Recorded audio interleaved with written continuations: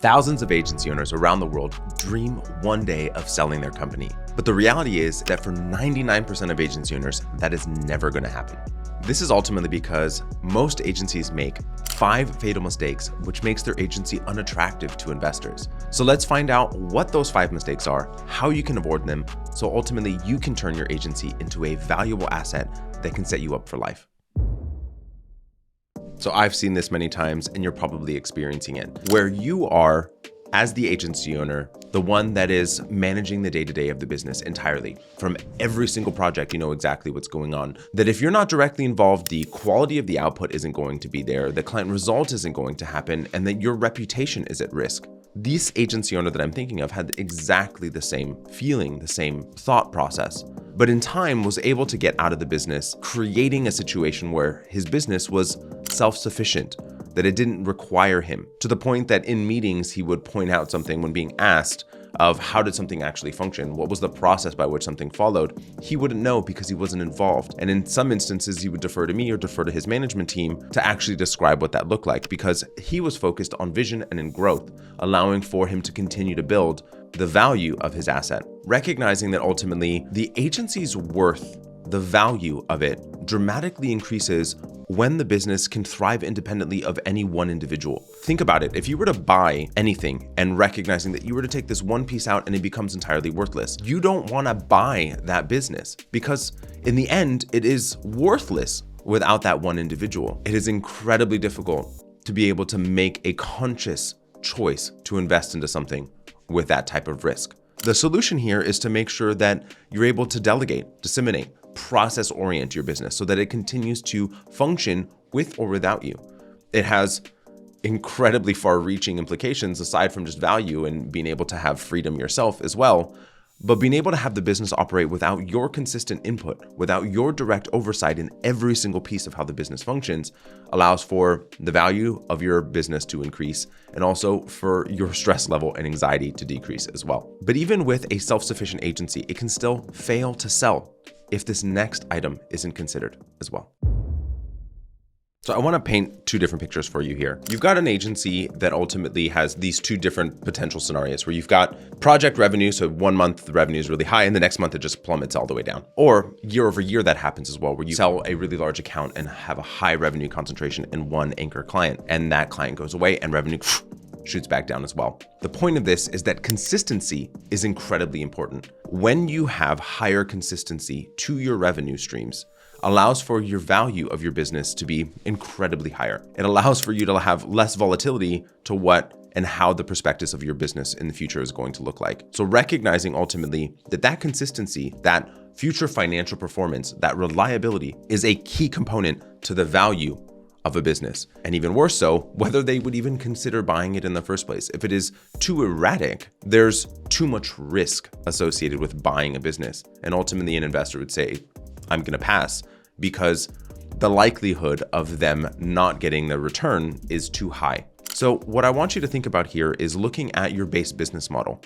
How are you currently working with clients? What is the relationship that you're building? Is it ongoing? Is it more short term? Which then allows for you to understand how you have your basis of lead gen, sales, the cross-selling, upselling, all of those components that allow for you to have more consistency to your revenue stream. So financial stability is really a must for your business, but it isn't the entire picture when it comes to valuation yet.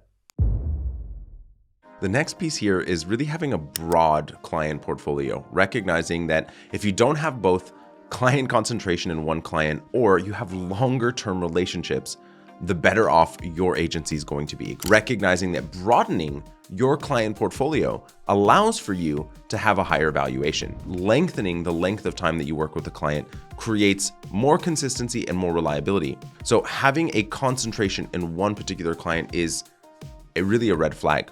Or if you have really short-term relationships with clients, also a red flag for a potential investor. And so let's say that your agency has an anchor client that is 40 or 50% of your revenue right now. And that's true for a lot of businesses that are in the mid to high 6-figure revenue and into the low 7-figure revenue. It signals a really incredibly high risk, because what if that client goes away? So your revenue is going to drop immediately back down and the value of that business immediately is impacted. So looking at how you're able to extend client lifetime value, not have such a high concentration is incredibly important. So what you want to be looking at is how do you strategically expand your client base, not be so reliant in one individual client. In an ideal world, being no more than 10 and a max of 15% in any one individual client, so that the risk associated has been mitigated.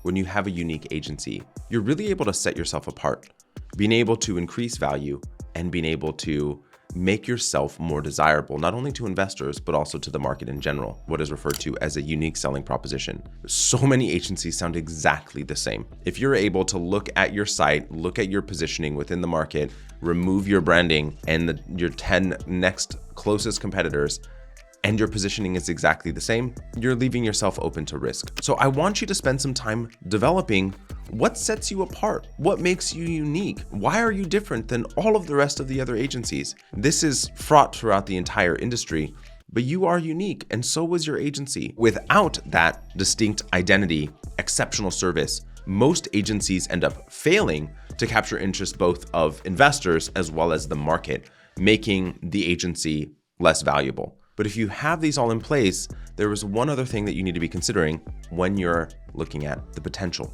of being able to sell.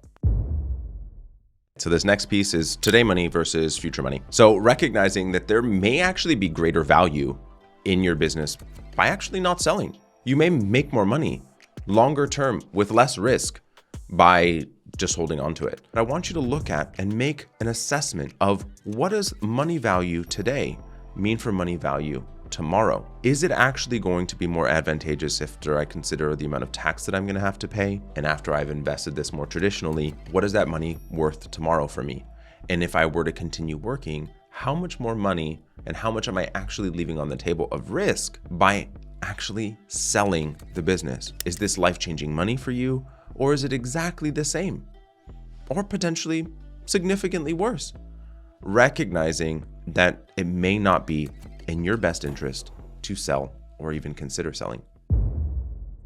So here's what I want for your business. Develop a business that ultimately runs smoothly without your consistent oversight, doesn't require your input, reduces your need day to day. Be able to secure a predictable financial consistency, being able to have a trajectory of consistent growth year over year.